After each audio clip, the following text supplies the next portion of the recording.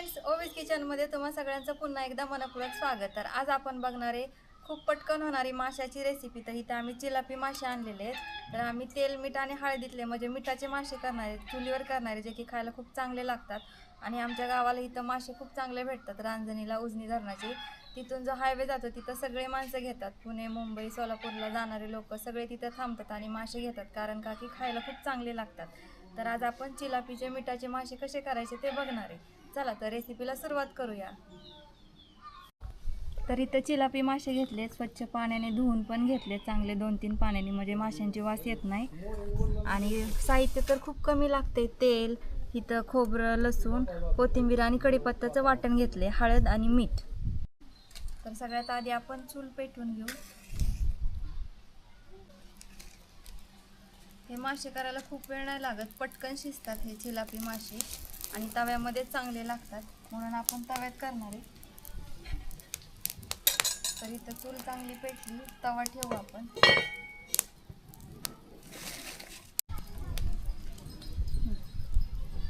तर तवा चांगला तापलाय, तर आपण सगळ्यात आधी तेल ओतून घेऊ. इथं 3 चमचे तेल ओतून घेतले आणि तेल तापले की सगळ्यात अगोदर आपण मासे टाकायचे तव्यामध्ये.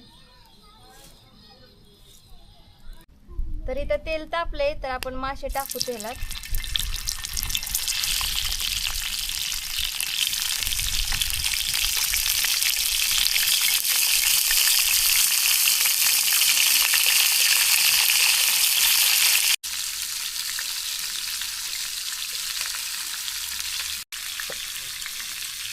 तर आता आपण हळद टाकूया तेलामध्ये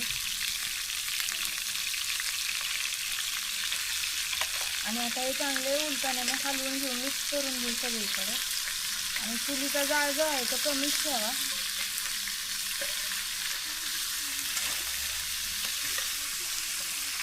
आणि मासे जास्त आपल्याला हलवता नाही येत, कारण हे लगेच सुकतात आणि शिजायला पण पटकन शिजतात, त्यामुळे उलटाण्याने जास्त याला हलवता नाही येत आपल्याला.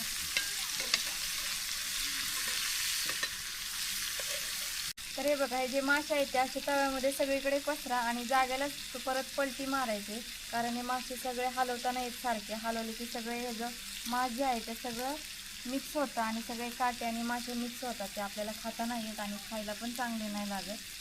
आता हे थोड्या वेळाने आपण पलटी मारायचे आणि थोड्या वेळाने मग आपण हे खोबऱ्याची जी पेस्ट आहे ती त्यात टाकणार आहे आणि थोडंसं मीठ टाकणार आहे. तर आता हे असेच आपण थोड्या वेळ एका साईडनं चांगले शिजवून देऊ मासे. तर इथं मध्ये तेलामध्ये आपण खोबऱ्याचं वाटण टाकू आणि मीठ.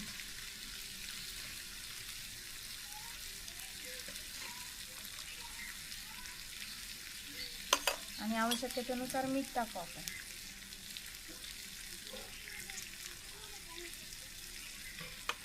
आणि आता हे खोबरं जे आहे ते थोडंसं तेलात, हे मध्ये तेल आहे तव्यामध्ये, ते थोडं फ्राय करून घेऊ आणि सगळे मासे ते हळूहळू पलटी मारू आपण. हे बघा, हे मासे लगेच शिजायला लागले सगळीकडनं, वास पण भारी येतो. चला तर फ्रेंड्स, अशा प्रकारे आपले चिलापी फ्राय म्हणजे मिठातले मासे बनवून तयार झालेत.